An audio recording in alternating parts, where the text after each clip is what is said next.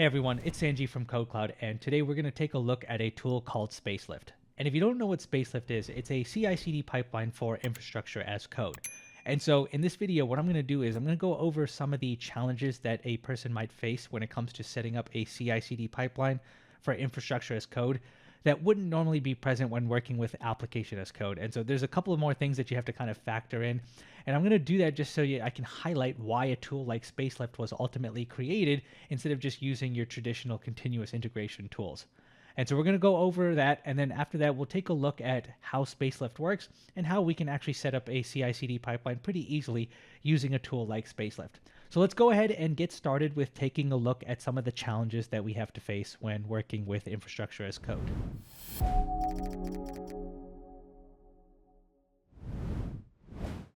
So we're going to have our infrastructure as code tool, and this can be Terraform or Pulumi or CloudFormation. It doesn't really matter which one. They all have the same principle. And what they allow us to do is define our infrastructure as code. And one of the benefits of really doing this is that with regular application code, we get access to Git. So we can check our application code into Git and we get access to all of the versioning capabilities of Git. And we can also store our code in something like GitHub or GitLab. And normally, when it comes to application code, when you upload your code to GitHub, you can then have that trigger your CI/CD pipeline. And so the CI/CD pipeline is all about performing a bunch of automated tasks so that you don't have to manually do it. And so when you upload your code, it's going to kick off your CI/CD pipeline where it's going to perform a variety of different actions. So things like running tests, linting, formatting, as well as a variety of different things. Now, with infrastructure as code, your CI/CD pipeline should do all of those things. But after that CI/CD pipeline runs, you would ideally like it to run a Terraform plan and output that plan so that you can later review that. And so whoever's responsible for reviewing those changes can take a look at the output of the Terraform plan. If he doesn't like it, then you can just go ahead and throw it out. Or if he does like the changes, he can go ahead and accept the output of the Terraform plan and run a Terraform apply and push those changes out to the cloud. Now, when it comes to setting up a CI/CD pipeline for infrastructure as code, you're going to run into some challenges that you don't normally experience with traditional application code. So let's say we're trying to set up our CI/CD pipeline for our infrastructure as code. Now, with our infrastructure as code tool, we're going to have our state defined someplace, right? So this is going to be the equivalent of a Terraform state file. And this can be stored anywhere. You can have it stored in an S3 bucket. It doesn't really matter what backend you use. So you're going to have that there, and you're going to see that this is going to create some challenges for us. So when you define your CI/CD pipeline and have everything set up to go, eventually one of your developers or whoever manages your infrastructure, he's going to make some changes to your infrastructure as code. And so he's going to make some changes and then he's going to perform a pull request, which is going to trigger your CI/CD pipeline to run. And at that point, your CI/CD pipeline runs either a Terraform plan or apply. But when you run a Terraform plan or apply, what happens is it's going to lock the state.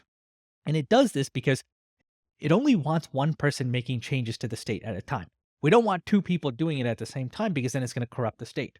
So if at the same time another developer decides to make some changes and runs a pull request, it's also going to kick off a run in our CI/CD pipeline. And it's going to try and perform a Terraform plan or apply, but it's going to fail because the state is locked. And so the problem with this is that with traditional continuous integration tools, they're not exactly good for stateful applications. And so concurrent runs end up being problematic with infrastructure as code tools because of the locked state. And so this is one of the challenges that we face when it comes to setting up a CI/CD pipeline for infrastructure as code tools. Now, we can configure most continuous integration tools to accommodate this scenario. I will say that it does become a little bit challenging, but let's say we go ahead and resolve this issue, right? So we go to the documentation in our continuous integration tool and we figure out how we can configure it so that we avoid this scenario. So let's say once again, we have our developer make some changes and he performs a pull request, which triggers a run on our CI/CD pipeline. And so our CI/CD pipeline then performs a Terraform plan and it outputs the results. And after that's complete, let's say that our developer, the other one, makes some more changes and performs a pull request. It triggers a run on our CI/CD pipeline and outputs the results of that Terraform plan.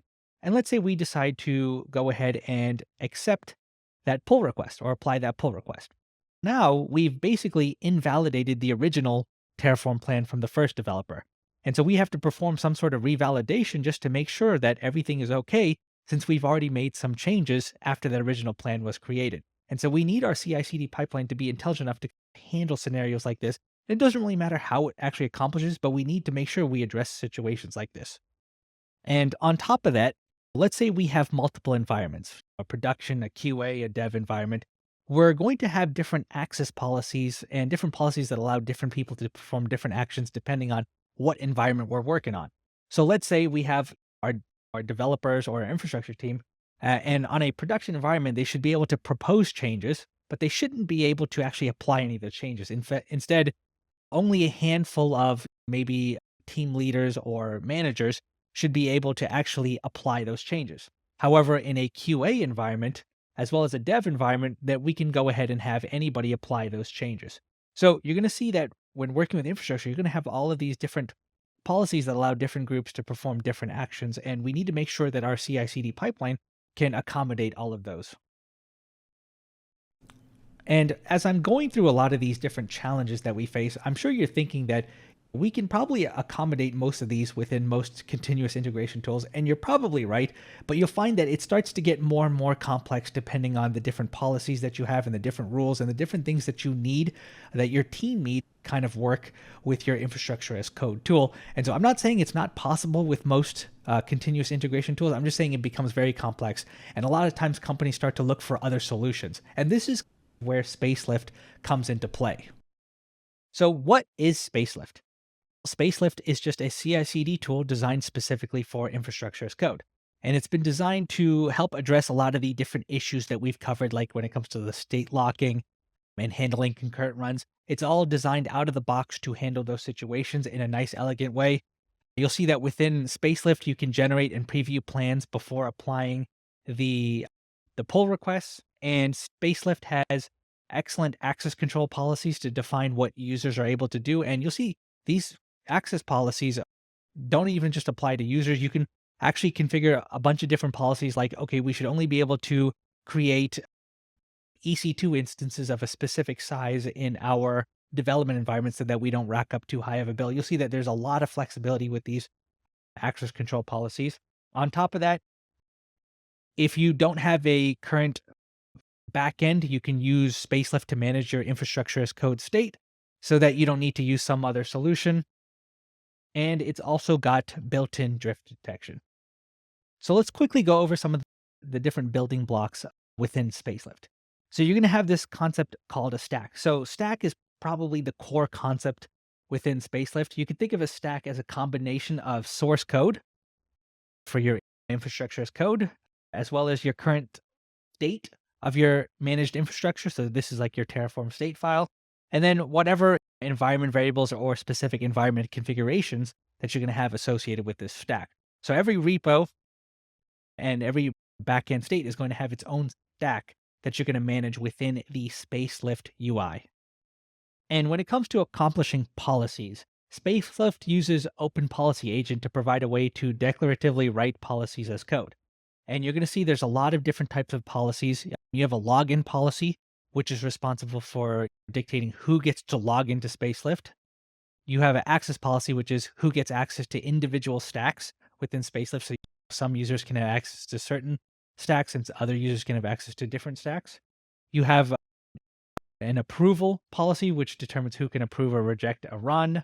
And you got a lot of other different policies that we don't really have time to go over, but definitely take a look at the documentation if you want to learn more about the different policies that are available within Spacelift.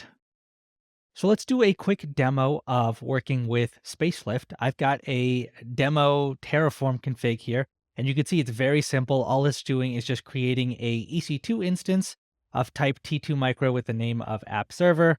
And I've got a AMI, which is the default Linux AMI. Keep in mind that this AMI is going to be different depending on what region you're using. So if you want to follow along, just keep it as US East 1 because I believe the AMIs are going to be different depending on which region you're in. And the only other thing I have is just a couple of outputs. So this is going to print out the ID of the EC2 instance as well as the public IP. So I'm going to deploy it onto the default VPC just to keep things simple. We don't really need to worry about too much complexity when it comes to the Terraform configuration. We're more focused on this Spacelift side of things. So let's go ahead and create a GitHub repository for our project. And so I'm going to call this Spacelift demo. And I'm going to leave this as public and leave everything else as the default. And I'm going to select create repository. And I'm just going to copy all of these commands so we can just go ahead and run them side by side so that we can get our repository initialized. So we're going to do a git init to initialize our Git repo. I'm going to do a git add, and I'm going to add everything. And then I'm going to do a git commit -m, and we'll just say first commit as well. And then we'll set the branch to be main. And then I'll copy this long line here. And then I'll do a git push -u origin main. And so that should push all of our Terraform code onto our repo. So if I go back here, we should see those 3 files. I also have a git ignore. If you want to take a look at what is a default git ignore supposed to look like, you can take a look at that. So to get started with Spacelift, just go to this Spacelift website and select the Get Started button. And here you can register and sign up with either your GitHub account or your GitLab account or your Google account. Pick whichever one you prefer. I like registering with my GitHub because then it can automatically pull in all of my repositories. So go ahead and do that. And once you do that, you can then go and get logged in. And when you get logged in, you're going to see a window that looks like this. And at the top, you have this section called Stacks. So like I mentioned, Stacks is the fundamental building block within Spacelift. And your repo is going to be assigned to its own stack. So let's go ahead and create a stack for our simple demo. I'm going to call this stack, we'll call it Spacelift-demo. You can add any labels, and you'll see that when you're working with a lot of stacks, it's important to assign the necessary labels to make it easier to manage. And you can add a description if you'd like, but I'm just going to leave all of those blank. So we'll hit continue. Then you could specify your GitHub information so that you can then pull in a specific repository. Since I registered with GitHub, it's able to actually pull in all of my repos. And we're going to look for that Spacelift demo repo that we created. And then we specify which branch, and we use the main branch. And then a project root is where is your infrastructure as code stored. So if there's a specific directory, you could specify that. So if you had a directory in your repo called infrastructure as code, you can specify that, but it's at the root of our project. So we could just leave it as the default. Then we have to specify what backend. So it supports Terraform, Pulumi, CloudFormation, and Kubernetes, but we're using Terraform. Smart Sanitation, we'll just leave that as default. You can specify what version you want to use. I'm going to leave that as default as well. And do you want Spacelift to manage the state? So in this case, we can use Spacelift to be the Terraform backend. So yeah, we want to leave that checked. All of the other settings we could just leave as default. But if you wanted to import an existing state file, you could also do that. And you could just upload that state file, but we haven't actually run it yet, so there's no existing state file. And some final options, if you do show advanced options, you'll see, do you want to enable auto deploy? Don't really want to do that. Auto retry. We've got a couple of other options, but we're going to leave all of these as default and just go ahead and select save stack. And so that's going to create our Spacelift demo stack. So if I just hit that back icon, you should see that we have one stack in our list of stacks. And so once we've got our GitHub repo connected, all we have to do is just push something to our repo, make some changes, push those changes, and it's going to trigger a run within Spacelift. So I'm going to go back to my code. And obviously, since I have to make some changes to be able to actually do a git push, I'm just going to add some comments. And I'm just going to say just random comment, just so that there's some changes that we can actually push to Git or GitHub. And so I'm going to do a git add. I'm going to say git commit. And I'll say second commit. And we can do a git push. And so after that pushes, what's going to happen is Spacelift is going to detect it and it's going to start a run. So I'm going to actually go into my stack, and you can see it looks like it's preparing a run. So we can see started a few seconds ago, a commit. So we had a commit called second commit, and it's actually going to run. So we can select this. and you'll see all of the different stages it goes through. So it starts off in the queued stage and then moves into the preparing stage, and you can actually take a look at the logs and see what's exactly happening. But it looks like your runner is going to be some sort of container, and then it goes into the initialization phase, which here you could see if you just take a look at the output, there's a couple of things happening. It looks like it's performing a Terraform init, so it's initializing all of the provider plugins. And so that's what happens in the initialization phase. And then it goes to the planning phase. And here it looks like it failed. And if we take a look at the output, it says Terraform encountered an error while generating this plan, failed to refresh cache credentials, no EC2 IMDS role found. So it looks like there's some issue with credentials. And that makes sense because we haven't specified what is our AWS credentials. So I actually do expect this to fail, and that's not a problem. So how exactly do we set up our AWS credentials in Spacelift? There's a couple of different ways, but we're going to just start off by taking a look at the easiest way, just because this is meant to be a quick demo and I don't want to focus too much on actually just setting up the environment. But if we go to the documentations for the AWS provider, whatever method you use normally, whether you're working on your local machine or not, you can use the same method within Spacelift because Spacelift is just running it in a container.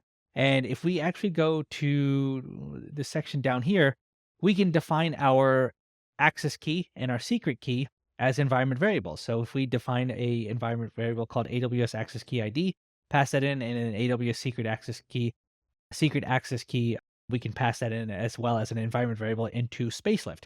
So how do we give our runner a environment variable? Well, if I go back here, and we're going to go back to our stack, we want to go to environment. And under environment, we want to select edit. And here we can just add environment variables.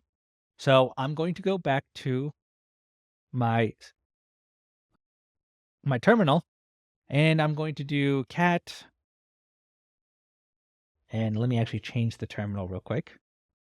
And so I'm just going to cat my credentials. So that's going to be at .aws/credentials.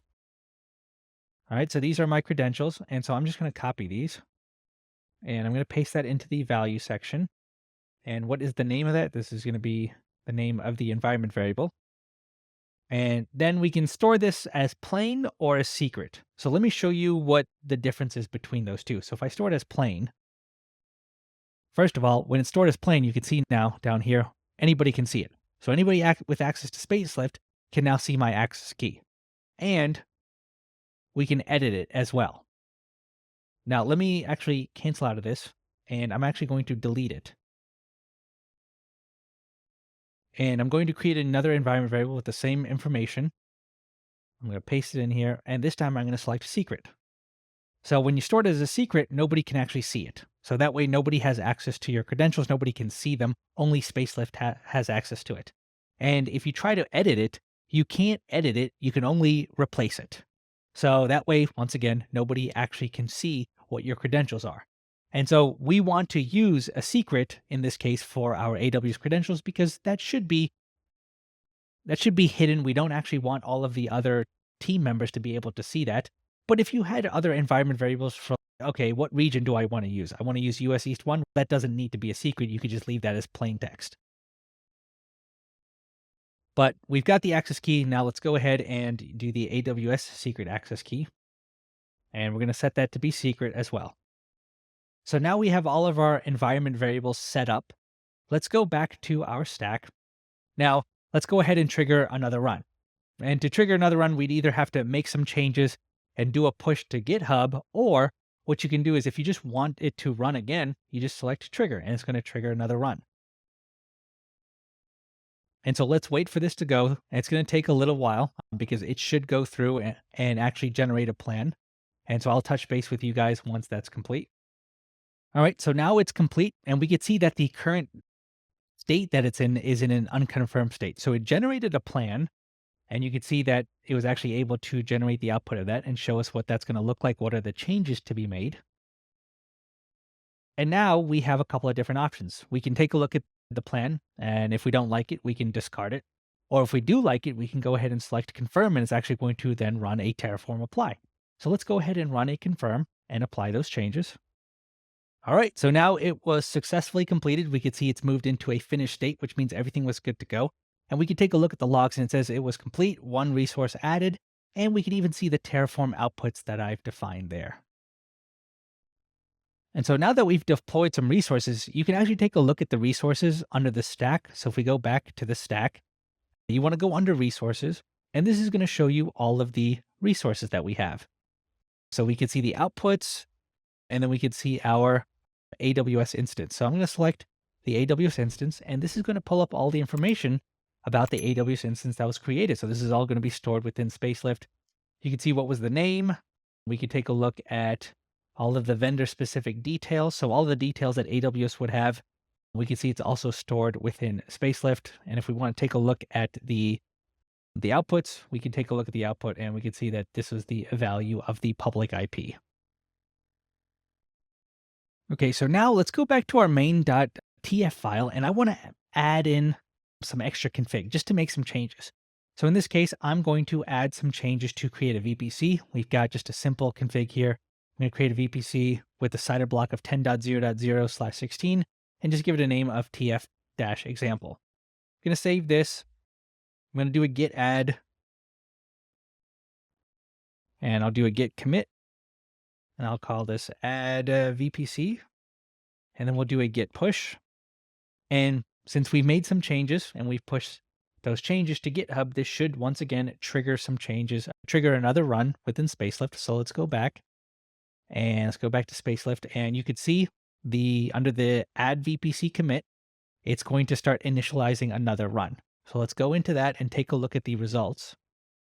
And so the run was completed and it's moved into an unconfirmed state. So it was able to generate a plan for us, and we can see the output. It's going to create a new VPC. And once it's done that, it goes into unconfirmed, and we have the option of discarding or confirming. But I'm not going to do either one of those. Instead, what I would like to do is, let's say that another engineer decided to go make some changes, right? And so let's just say, in this case, maybe instead of creating a VPC with this CIDR block, they decide to create a VPC with this CIDR block. And so let's take a look and see what happens if another engineer tries to make changes and generate a new plan before we actually accept or reject this plan. So let's do a git add, git commit, other engineers changes, and then I'll do a git push. I'm going to go back to the stack. You can see under that commit, we've got another run, and we can see now it's stuck in a queued state. So why is it stuck in a queued state? It's saying it's being blocked by this commit, which is stuck in an unconfirmed state. So at this point, like, this is where we're able to handle that issue of multiple engineers making changes to your infrastructure as code. So I could select this git, and this specific commit, we can then say, okay, listen, somebody else made some changes that we like. We can just go ahead and discard this. And after we discard this, and we go back to the other engineer's changes, we can see then it starts to run. So this is how we handle the concurrent nature so that we don't end up with any kind of corrupted state. All right, so that's completed. It's generated the Terraform plan output, and we can see that it moved into an unconfirmed state. And so if we like these changes, let's go ahead and just hit confirm, and it should perform a Terraform apply for us and actually push those changes out to the cloud.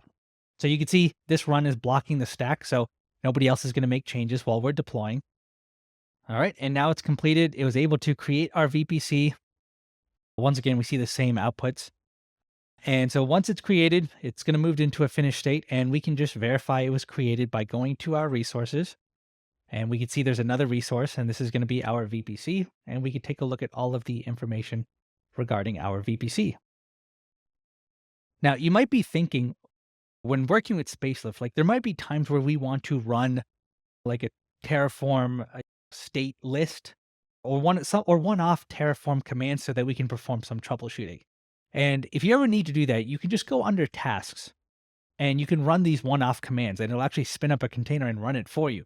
So if I do a Terraform state list and hit perform, we can see that it outputted the output of that command. So we can see the two states. We've got one for AWS instance and one for AWS VPC.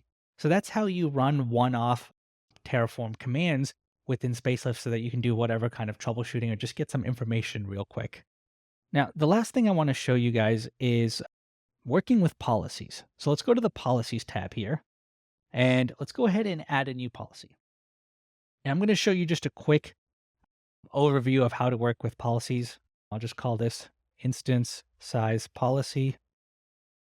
And then you're going to have to select a type. So, based off of what you're trying to accomplish, select which one you're interested in. We're going to do a plan policy. So this is going to allow us to actually put in rules to say, hey, a engineer should not be able to deploy instances that are not T2 micro instances, or they should not be able to deploy instances that are of a greater size than some specific size. So you could say, just so you can avoid unnecessary high bill. So this is where we can use a plan policy. And here we're going to just remove all of this. And I'm going to show you the format or the syntax of this policy. So first of all, your policy can do two things. It can either deny or it can allow something. So I'm going to start off with the deny. When you do a plan policy, it only supports denying because by default, everything's allowed. So there's really no point in doing an allow. So we'll do a deny. And then there's a message that you can provide if it did successfully deny something. You could say policy was denied. So that's how this is just the message you'll see in the logs. And to actually successfully deny a certain plan, you have to give it a conditional. So if some conditional x is greater than 5, if x is greater than 5, so if this comes out to true, then it's going to in fact deny the plan. However, if this comes out to false, then it's going to allow the plan to go through. So what I'm going to do is I'm just going to hard code the value of true. So this means anytime we run a plan, it's going to get denied with policy was denied. So this is probably the world's dumbest policy, but I just want to show you guys how this works. So we'll do a create policy now. And we're going to go back up to our stack. And we're going to go to our stack here. And we're going to go to settings. And we're going to go to policies. And we're going to attach a policy. And we'll go to that instance size policy. And hit attach. So policy was now attached. And we're now going to go back to our stack. And this last run, or actually I'm just going to go ahead and just trigger it again. And I want to see what happens now that we have that policy, because that policy says it should deny if that statement value evaluated to true. And I just hard coded the value of true. So in theory, when it tries to run a plan, our policy should actually deny it. So at this stage, ideally, we should see it get denied in the planning stage. All right. And that's exactly what I wanted to see. So the plan policy kicked in and it denied our plan, and it basically failed this run because our policy told it to. And if you actually take a look at the logs, it says our denied by policy was denied. That's what we called it.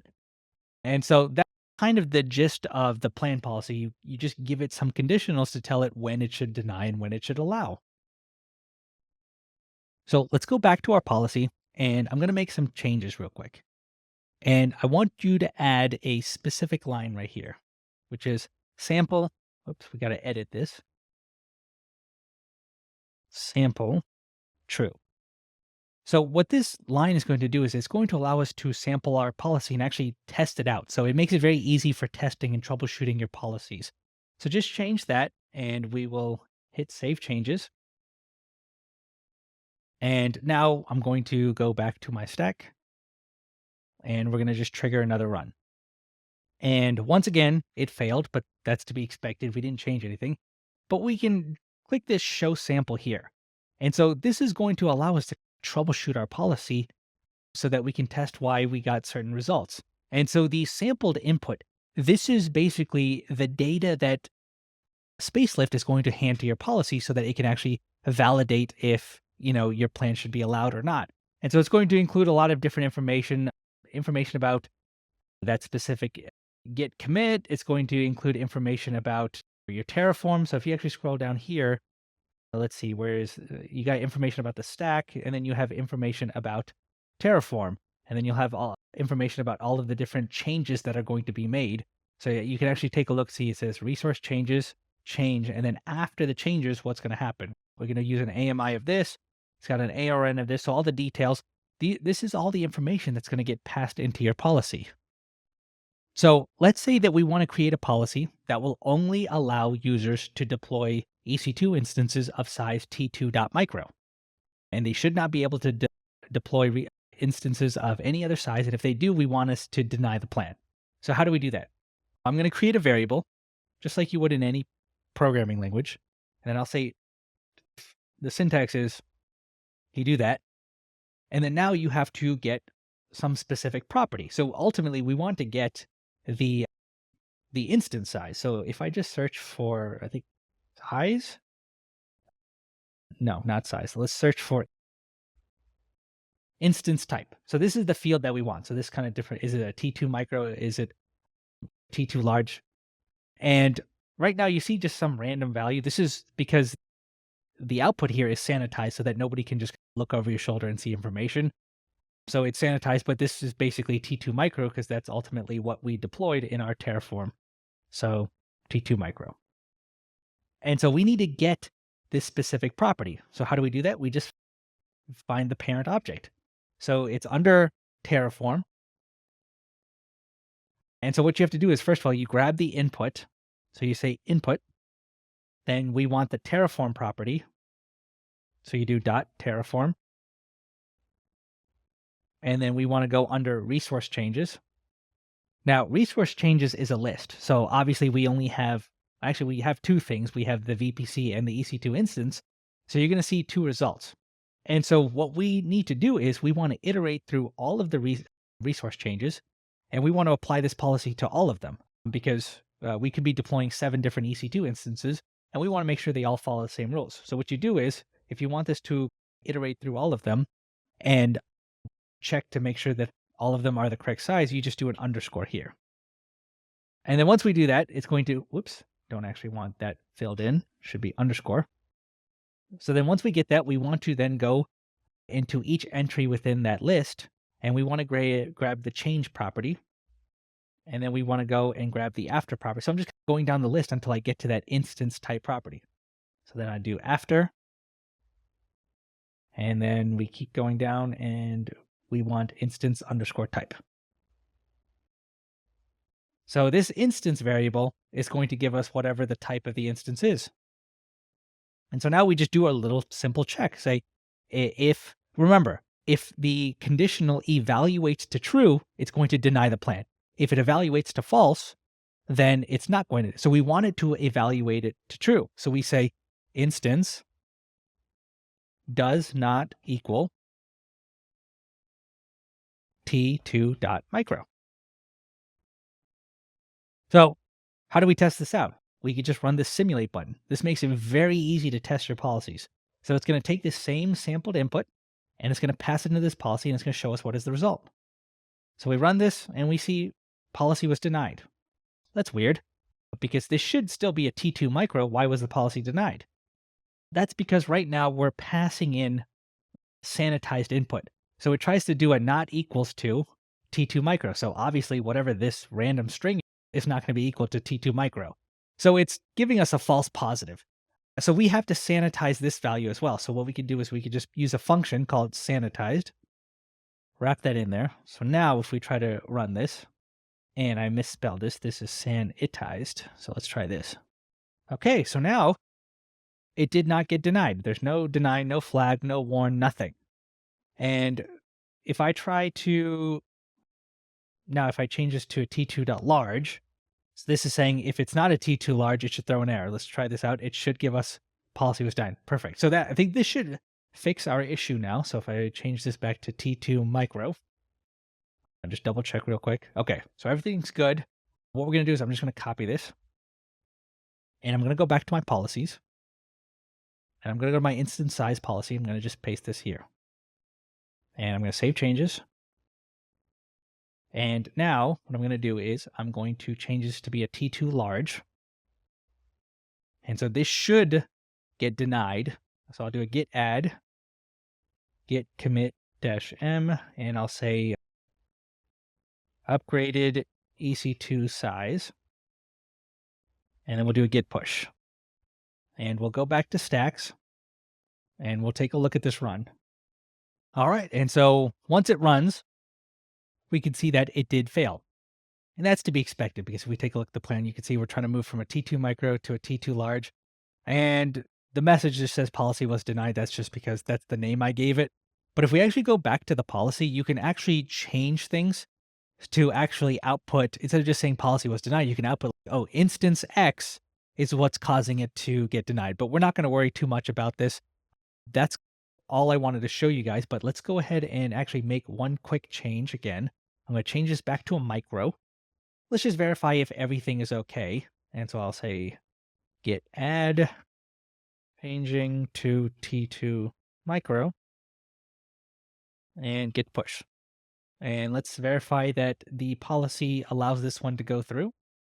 All right. And so now this time it was able to go through because we did in fact use a T2 micro. So I want to make one quick change now because with AWS or with Terraform, a lot of times we like to make use of variables. So I'm going to define a variables.tf and I'm going to create two variables. One is going to be for the instance name and one is going to be for the name of the VPC. And so for the instance name here, I'm actually going to remove the default. Don't really care about that. So we're going to give the name for an instance as well as the name for the VPC. And if I go back to my main.tf, I can change this to be var.instance name. And if we go up here, we can change the VPC name to be var.vpc VPC name. Okay, so I have a couple of variables that have no default, so they're going to be required. And I want to show you guys what happens now when we actually try to do a run with this. So I'm going to do git, make sure to save git add, and then we do a git commit, added variables, and then I'll do a git push. And I'm going to go into here and we're going to take a look, and it looks like it already failed. So what happened? If we take a look at the planning stage, it says no value for required variable, right? So there's an instance name variable and a VPC name variable that we didn't define. That makes sense because normally you'd have to provide a terraform.tf vars file. And here, this is where you would add the values to that. So how do we add this within Spacelift? So there's a couple of things we can do. Obviously, we saw how to set up environment variables. So you could set up the environment variables with all the correct namings for each one of your variables. But I don't think that's a scalable solution because obviously in our case, we have just two variables, but in any real project, you could have hundreds of variables. I don't think it's really acceptable to have to create a separate environment variable for each one. That would take way too long. So instead, if you actually take a look at the documentation, there's a couple of different ways we can tackle this. But one of these ways is that you can actually mount an entire file. So if you go to mounted files under the documentation, you can mount a file that's going to have all of your variables defined in there so that you don't have to do them one by one. And the way it works is just same place where you create an environment variable. Instead of selecting environment variable, you just select mounted file, and then you provide the path in the runner where you want to mount that file. And to understand where you mount the file, you have to take a look at this project structure section. So it says, Spacelift workloads get a dedicated directory in /mount workspace. So everything happens in /mount /workspace. And your Git repository is cloned to mount workspace source. So if we create a TF vars file, we want to mount it within mount workspace source because that's going to be where all of our source code is. So if I go back to Spacelift and go to environment variables, which is where I am, we'll click edit. And here we just select mounted file. And then we have to provide the path. So we want to go under that source directory, and we'll call this terraform.tf vars. And then we can either upload a pre-existing file or create a new one. I'm just going to select create. And I'm going to paste this in here. And you could store this as plain or secret, whichever you want. I'll just select secret. Although there wasn't any, secret information that needs to be hidden, but that's all right. And that should be all that we have to do. So let's go back and let's just trigger another run. All right, so that completed. We can see that it moved into an unconfirmed state. So that means everything went okay. And we could see that the name did in fact get changed to test VPC, and the app server name got changed to testing instance. So that means it was successfully able to pull those values from the TF-vars file. And so once again, you can just do a discard or a confirm if you want to make those changes. But that's all I wanted to show you guys for this video. And the last thing that we do that we want to do is just if you want to clean up all of your resources, how do we delete our resources? We can run one-off Terraform commands. So we can just do a Terraform destroy, and then we just do a -auto-approve. Or then it'll try to prompt Spacelift, and Spacelift can't handle the prompt. So we just do -auto-approve, hit perform, and we can't delete it because it's being blocked by this last commit. So we can just discard those changes, and we go back to tasks, and we can see that it's in a preparing state. And we can see now it's refreshing the state, and we can see everything that's going to be destroyed. And it looks like destruction was complete after 1 second. And we're just waiting for the instance to get destroyed. And now it's complete. And so that's how you can destroy or clean up an environment within Spacelift. All right, guys, so that's everything I wanted to cover in this video. Hopefully you enjoyed it, and hopefully you got a chance to learn more about Spacelift. Definitely leave a comment below if you have a more preferred tool for setting up CI/CD pipelines for infrastructure as code, whether it be Atlantis or Terraform Cloud. Let me know what is your preferred tool, and I'll see you guys in the next one.